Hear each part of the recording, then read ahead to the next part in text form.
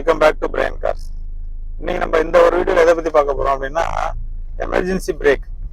பிரேக்ல பாத்தீங்க அப்படின்னா ஏபிஎஸ் நான் ஏபிஎஸ் அப்படின்னு சொல்லிட்டு பிரேக் சிஸ்டம் இருக்கு. ஏபிஎஸ் பிரேக் சிஸ்டம் அப்படின்னா 4 வீலுமே வந்து சேமான ஃபோர்ஸ்ல வந்து பிரேக் அப்ளை ஆகும். பிரேக் அப்ளை ஆகுறப்ப வண்டி வந்து ஸ்கிட் ஆகாது.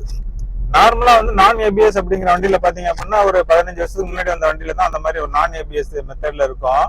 இப்ப லேட்டஸ்டா வர எல்லா கார்லயுமே வந்து ஏபிஎஸ் அப்படிங்கிற ஒரு லேட்டஸ்ட் பிரேக்கிங் டெக்னாலஜி தான் இருக்கு.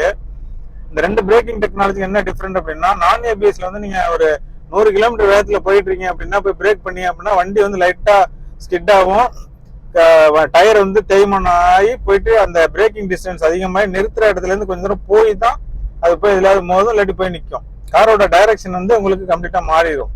அது வந்து நான் ஏபிஎஸ். இப்போ லேட்டஸ்ட் டெக்னாலஜி ஏபிஎஸ் அப்படிங்கிறது என்ன ஆகும்னு பாத்தீங்க அப்படின்னா, நம்ம வந்து ஒரு 100 கிலோமீட்டர் வேகத்துல போய் நம்ம பிரேக் அடிக்கும் போது அந்த 4 வீலுக்கும் ஃபோர்ஸ் சமமா கிடைச்ச அந்த ஏபிஎஸ்ங்கிற ஒரு பிரேக்கிங் டெக்னாலஜி மூலமா 4 வீலுமே சேமான ஒரு நேரத்துல நிறுத்தப்படும். அப்ப நிறுத்துறப்ப நம்மளோட வண்டி வந்து ஸ்கிட் ஆகாது, அதுக்கப்புறம் டைரக்ஷன் மாறாது, ஸ்மூத்தான ஒரு பிரேக்கிங் கிடைக்கும். நம்மளுக்கு அந்த பிரேக் அடிச்ச இடத்துல உடனே வந்து கார் வந்து நிற்கும். இதுதான் வந்து ஏபிஎஸ் அப்படின்னு சொல்ற ஒரு பிரேக்கிங் சிஸ்டம். இப்ப நம்ம லேட்டஸ்ட் நான் இந்த ஓட்டிட்டு கார் வந்து ஸ்விஃப்ட் VD8 2010 மாடலு. இதுல அம்பாசிடர்ல மட்டும் தான் நம்மளுக்கு வந்து பாத்தீங்க அப்படின்னா அந்த நான் ஏபிஎஸ்ங்கிறது அம்பாசிடர் பழைய மாடல்ல நான் ஏபிஎஸ் வரும். அதுக்கப்புறம் அம்பாசிடர் கார்லயே ஏபிஎஸ் அப்டேட் பண்ணிட்டாங்க. அதுக்கப்புறம் அந்த கார் எல்லாமே பாத்தீங்க அப்படின்னா ஏபிஎஸ் பிரேக்கிங் சிஸ்டம் தான். நீங்க ஓட்டுற கார் வந்து ஒருவேளை நான் ஏபிஎஸ் அப்படிங்கிற ஒரு இதுல பழைய மெத்தட் இருந்துச்சு அப்படின்னா, இப்ப நீங்க ஒரு 180 கிலோமீட்டர் வேகத்துல போறீங்க, 100 கிலோமீட்டர் வேகத்துல போறீங்கன்னா ஒரு எமர்ஜென்சி பிரேக் எப்படி அப்ளை பண்ணணும்னா அதுக்கு ஒரு டைப்பா நீங்க அப்ளை பண்ணணும். நார்மலா இப்ப நான் டிரைவ் பண்ணிட்டு இருக்க ஏபிஎஸ் கார் லேட்டஸ்டா வரக்கூடிய காருக்கு ஒரு 80-100 கிலோமீட்டர் வேகத்துல போறோம் அப்படின்னா அது வந்து நம்ம வந்து ஒரு எமர்ஜென்சி பிரேக், அதாவது ஏதோ ஒரு குறுக்க ஏதோ வந்துட்டாங்க, ஒரு சம்பவம் வந்துருச்சு, அப்ப நம்ம இமீடியட்டா காரை ஸ்டாப் பண்ணணும் அப்படிங்கிறப்ப ஒரு எமர்ஜென்சி பிரேக் அப்ளை பண்ணுவோம். அந்த பிரேக் எப்படி அப்ளை பண்றது ஏபிஎஸ் அப்படிங்கறத பத்தி தான் இந்த வீடியோல நம்ம பார்க்க போறோம். இப்ப பாத்தீங்க அப்படின்னா நான் வந்து இப்ப டிரைவ் பண்ணிட்டு இருக்கேன். உங்களுக்கு ஃபர்ஸ்ட் நான் ஏபிஎஸ்ல எப்படி வந்து பிரேக் அப்ளை பண்ணணும் அப்படிங்கறத உங்களுக்கு டெமோ பண்ணி காமிக்கிறேன். அதுக்கப்புறம் ஏபிஎஸ்ல எப்படி அப்ளை பண்றதுங்கிறத ஒரு லைவ் டெமோ மூலமா உங்களுக்கு காமிக்கிறேன். இப்ப பாத்தீங்க அப்படின்னா நான் வந்து ஒரு 80 கிலோமீட்டர் ஸ்பீட்ல போயிட்டு இருக்கேன். இப்ப 80 கிலோமீட்டர் ஸ்பீட்ல போயிட்டு இருக்கேன். இப்ப நான் ஏபிஎஸ் அப்படின்னு நான் எப்படி பிரேக் பண்ண போறேன் பாருங்க. நான் பிரேக் பண்ண பாருங்க. இப்ப பிரேக் பண்ணிட்டு லைட்டா ஒரு பிரேக் பண்ணதுக்கு அப்புறம் பாத்தீங்க அப்படின்னா லைட்டா அந்த ரிலீஸ் பண்ணிட்டு திருப்பி பிரேக் பண்ணேன். இது வந்து நான் ஏபிஎஸ் ஓல்டு மாடல்ல இந்த மாதிரி. ஏன்னா ஃபுல்லாவே நம்ம பிரேக் பண்ணும்போது தான் அந்த டயர் வந்து காரோட டைரக்ஷன் திரும்பி அது கார் வந்து ஸ்கிட் ஆகும், அந்த பிரேக்கிங் டிஸ்டன்ஸ் நம்மளுக்கு கிடைக்காது. அதனால அந்த மெத்தட்ல வந்து இப்போ உங்களுக்கு நான் பிரேக் பண்ணி காமிச்சேன். இன்னொரு டைம் உங்களுக்கு வந்து நான் ஏபிஎஸ் இது ஓல்டர் மாடல்ல தான் பெரும்பாலும் இருக்கும். இப்போ வரக்கூடிய மாடல்ல இருக்காது.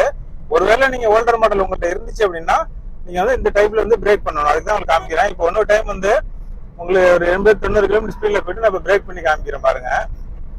இப்போ பாத்தீங்கன்னா 80 போயிட்டு இருக்கு, 80 கிலோமீட்டர் ஸ்பீட்ல போயிட்டு இருக்கு, 80-100 கிலோமீட்டர்ல போயிட்டு இருக்கு. இப்ப பாருங்க நான் எமர்ஜென்சி பிரேக் அப்ளை பண்றேன் பாருங்க. இப்ப ஒரு பிரேக் ஃபுல்லா அப்ளை பண்ணிட்டு சடனா நிறுத்தினதுக்கு அப்புறம் அடுத்த ஒரு பம்ப் லைட்டா ஒரு சின்ன வேரியேஷன் அந்த மாதிரி நீங்க பிரேக் பண்ணீங்கன்னா அப்படின்னா மட்டும்தான் உங்களுக்கு கார் வந்து டேர்ன் ஆகாது, டயர் வந்து டேர்ன் ஆகாது, உங்களோட பிரேக்கிங் டிஸ்டன்ஸும் ஒரு குறிப்பிட்ட இதுக்குள்ள நீங்க காரை நிறுத்த முடியும். அடுத்ததான் நம்ம வந்து இப்போ வந்து ஏபிஎஸ் மாடல்ல நம்ம வந்து எமர்ஜென்சி பிரேக் எப்படி அப்ளை பண்றது இப்படி காமிக்கிறேன். இப்ப நார்மலா பாத்தீங்க அப்படின்னா பிரேக் அப்ளை பண்ணும்போது எப்போதுமே வந்து இந்த மாதிரி சுச்சுவேஷன்ல கண்டிப்பா நம்ம வந்து கிளட்சை வந்து பிரஸ் பண்ணவே கூடாது. எமர்ஜென்சி பிரேக்ல கிளட்சை பிரஸ் பண்ணிட்டீங்க அப்படின்னா கண்டிப்பா நம்மளோட கார் வந்து அந்த டிஸ்டன்ஸ்ல நிக்காது, இன்னும் ஸ்பீடா மூவிங் வந்து ஸ்பீடா இருக்கும். நீங்க வந்து கிளட்சை பிரஸ் பண்ணாம டைரக்டா பிரேக் அப்ளை பண்ணணும். அப்படி பிரேக் அப்ளை பண்ணா மட்டும்தான் அந்த எமர்ஜென்சி சுச்சுவேஷன்ல நம்மளுக்கு தகுந்த இடத்துல நம்மளால காரை நிறுத்த முடியும். அப்போ வந்து ஸ்டேரிங் வந்து நல்லா ஹோல்டு பண்ணிருக்கணும். ஒரு கையில வந்து இப்படி வச்சுக்கிட்டு ஒரு கையில பிடிச்சிக்கிட்டு நம்ம ஹேண்ட் பிரேக் எமர்ஜென்சி பிரேக் அடிக்க கூடாது. எமர்ஜென்சி பிரேக் முடிஞ்ச வரைக்கும் அந்த பிரேக்கிங் சுச்சுவேஷன் நம்ம அவாய்ட் பண்ணணும். நம்ம ஏற்கனவே இது சம்பந்தம் ஒரு வீடியோ ஒன்று போட்டிருக்கோம். எமர்ஜென்சி பிரேக் அவாய்ட் பண்றது எப்படின்னு ஒரு வீடியோ போட்டிருக்கோம். அந்த மாதிரி ஒரு அவேர்னஸோட லாங் விஷன்ல இந்த இடத்த கணிச்சு நம்ம கார் ஓட்டும் போது ஒரு மேக்சிமம் நம்ம பிரேக் அவாய்ட் பண்ணிக்கலாம். ஒரு 10% தான் நம்மளால அவாய்ட் பண்ண முடியாது. அது நம்மளால கணிக்க முடியாத ஒரு குறிப்பிட்ட குறுகிய டிஸ்டன்ஸ் ஏதாவது ஒன்று கிராஸ் பண்ணும் போதோ, ஒரு கார் தவறுதலா வரும்போதோ, ஒரு பைக் வரும்போதோ நம்ம வந்து அதை அந்த நேரத்துல வந்து ஃபுல்லா ஹார்ட் பிரேக், அதாவது எமர்ஜென்சி பிரேக், ஹார்ட் பிரேக் இமீடியட்டா நம்ம காரை நிறுத்தி ஆகணுங்கிற ஒரு சூழ்நிலை வரும்.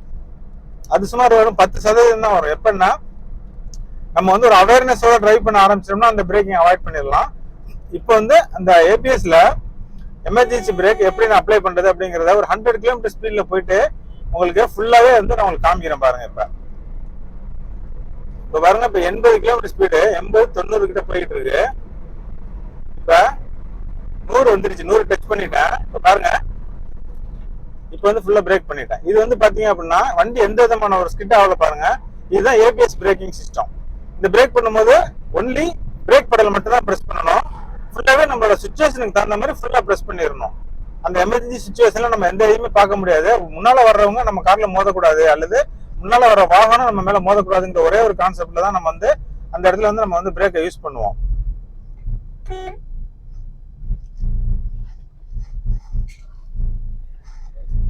பாருங்க, டைவர்ஷன் ஒன்று இருக்கு இந்த இடத்துல. இப்போ நான் டேர்ன் பண்ணி திருப்பி உங்களுக்கு ஒரே ஒரு டைம் வந்து அந்த எமர்ஜென்சி பிரேக் அப்ளை பண்ணி காமிக்கிறேன். எமர்ஜென்சி பிரேக் அப்ளை பண்ணும்போது கிளச்சை ப்ரெஸ் பண்ணல, ஒன்லி பிரேக்கு. அந்த நேரத்தில் நம்ம வந்து ஸ்டேரிங் வந்து நல்லா ஹார்டாக நல்லா பிடிச்சிக்கணும், ஹோல்ட் பண்ணிக்கணும். எமர்ஜென்சி பிரேக் நம்ம நார்மலாகவே ஸ்டேரிங் ஹோல்ட் பண்ணிட்டு இருக்கணும். கேர்லெஸ்ஸாக இருக்கக்கூடாது. பிரேக் பண்ணும்போது நம்ம வந்து ரொம்ப கேர்ஃபுல்லாக நம்ம வந்து எமர்ஜென்சி பிரேக் அப்ளை பண்ணணும். அது முடிஞ்ச வரைக்கும் அந்த மாதிரி பிரேக் அப்ளை பண்ணக்கூடிய சுச்சுவேஷன் நம்ம முடிஞ்ச வரைக்கும் அவாய்ட் பண்ணுறதுக்கு ட்ரை பண்ணணும். லாங் விஷன் ஒரு கிராஸ் ரோடு வரும்போது ஒரு இவங்க கெஸ் பண்ணி இந்த வண்டி குறுக்க வர்றதுக்கு சான்ஸ் இருக்கு அப்படிங்கிற மாதிரி கெஸ் பண்ணி முடிஞ்ச வரைக்கும் அவாய்ட் பண்ணிடணும். முடியாத பட்சத்துக்கு ஒரு 10% மட்டும் நம்ம இப்போ எமர்ஜென்சி பிரேக் அப்ளை பண்றதுக்கு எப்படிங்கிறத இப்போ திருப்பி ஒரு டைம் உங்களுக்கு காமிக்கிறேன். ஏபிஎஸ்ல நீங்க வந்து பிரேக் வந்து அப்ளை பண்ணலாம், ஹார்ட் பிரேக் அப்ளை பண்ணலாம், இப்போ எமர்ஜென்சி பிரேக் அப்ளை பண்ணலாம். திருப்பி ஒரு 100 கிலோமீட்டர் ஸ்பீட்ல உங்களுக்கு வந்து எமர்ஜென்சி பிரேக் அப்ளை பண்றேன் பாருங்க. நான் வந்து கிளச்சா எதையுமே பிரஸ் பண்ணல, ஒன்லி பிரேக் மட்டும் தான் அப்ளை பண்ணுவேன்.